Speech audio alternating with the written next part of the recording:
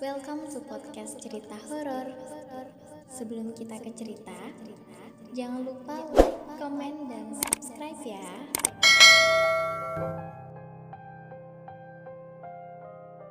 Dan kali ini aku mau lanjutin cerita yang judulnya Rumah Peninggalan Belanda.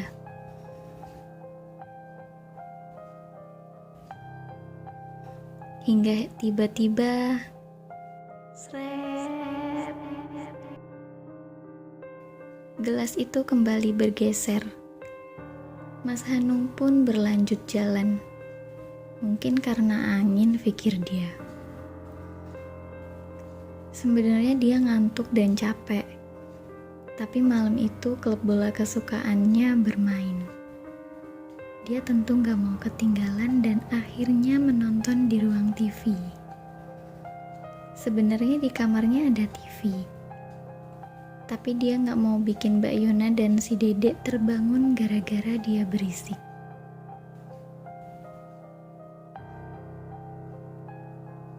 Jam 1.30 pagi.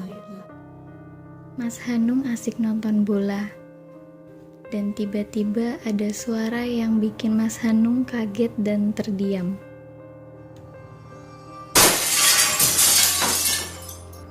Ada suara gelas jatuh dari arah dapur. Dia pun bangun dan berjalan menuju dapur. Ternyata gelas yang di atas marmer itulah yang jatuh. Kok bisa? Pikir Mas Hanung. Gak lama kemudian, Mbak Yona datang dengan muka yang masih ngantuk. Ada apa sih, Kak? Ujarnya singkat. Mbak Yona ini tipe orang yang gampang terbangun kalau ada suara.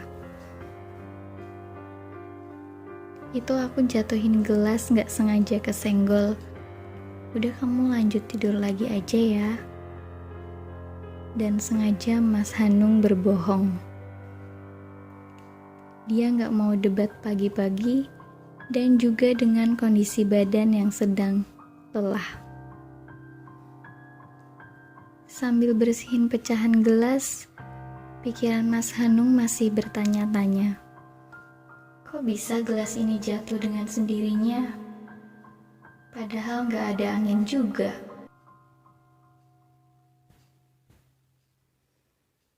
Selesai bersih-bersih, dia pun kembali ke ruang TV. Namun lagi-lagi ada yang aneh. Saat ditinggal ke dapur, TV-nya masih nyala dan pas balik lagi, TV-nya udah mati. Mbak Yona gak mungkin matiin. Dia tahu kalau istrinya gak berani ganggu Mas Hanung kalau sedang nonton bola. Dan lagi-lagi Mas Hanung bersikap cuek. Tapi masih bertanya, kenapa TV-nya bisa mati sendiri? Dan pikirannya mulai mengarah ke hal mistis. Hari ke-45. Mas Hanung harus pergi keluar kota karena ada urusan bisnis yang mewajibkan dia untuk ke sana. Jangan lama-lama ya, A. Sampai saat ini, Mbak Yona belum ngalamin hal-hal yang aneh. Jam 10 pagi Mas Hanung berangkat ke bandara. Dengan berat hati ninggalin sang istri dan anaknya berdua di rumah. Tapi urusan ini gak bisa dilewatkan karena akan menguntungkan perusahaannya.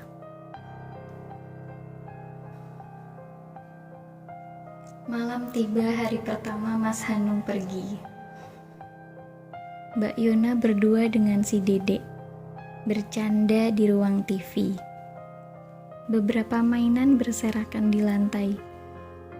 Tiba-tiba salah satu mainan si Dedek seperti terlempar dan seperti ada yang menarik.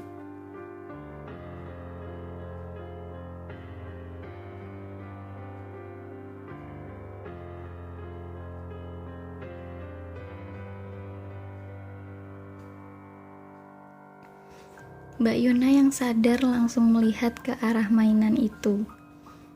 Sejenak dia diam, tapi dalam pikirannya berkata, kok bisa itu mainan kelempar? Masalahnya adalah si Dede sedang main dengan Mbak Yuna.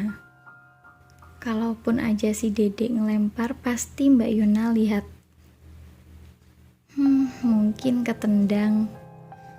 Mbak Yuna coba menenangkan dirinya.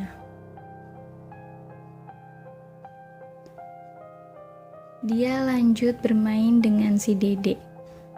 Dan lagi-lagi, tiba-tiba mainan itu seperti ada yang melempar ke arah mereka berdua. Si Dede langsung melihat ke arah mainan itu dilempar dan lagi, si Dede langsung nangis. Dia seperti melihat sesuatu. Memang biasanya dia akan nangis kalau melihat sesuatu yang seram menurut pandangannya.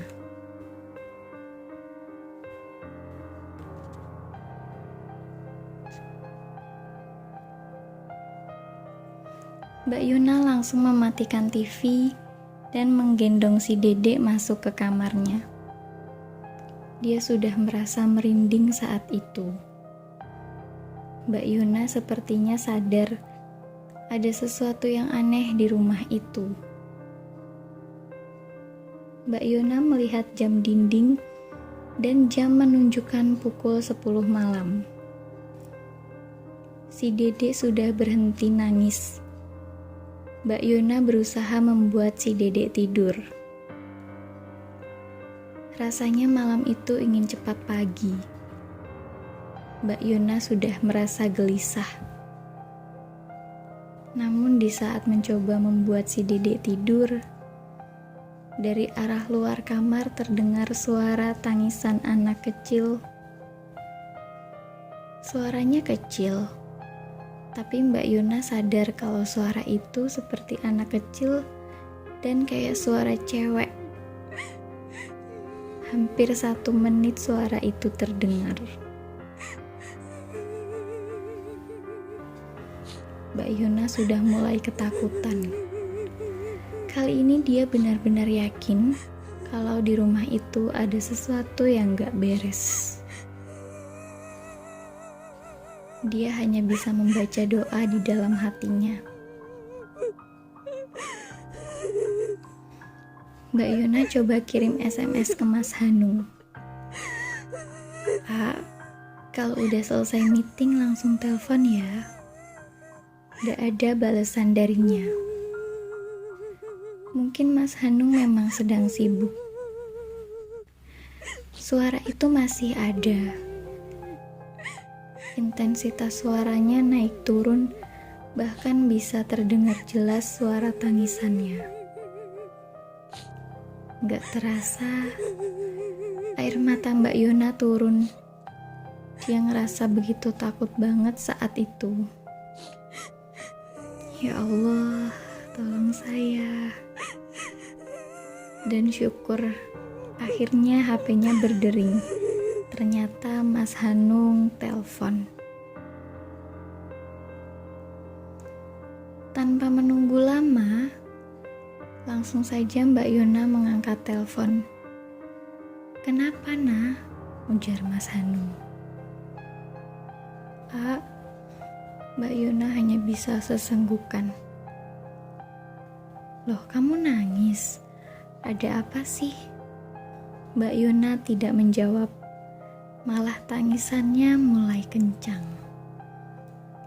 Mas Hanung yang penasaran ada apa dengan istrinya, terus bertanya. Tetapi Mbak Yuna cuma menjawab dengan suara tangisnya. Mas Hanung makin panik dibuatnya. Nah, ngomong, kamu kenapa nangis? Mbak Yuna mikir, kalau dia jujur, dengan kejadian ini malah akan buat Mas Hanung khawatir. Mbak Yuna gak mau membuat Mas Hanung khawatir. Mbak Yuna terus melihat ke arah pintu. Dan ada sesuatu yang membuat Mbak Yona makin ketakutan. Oke, kita lanjut di part 3 ya.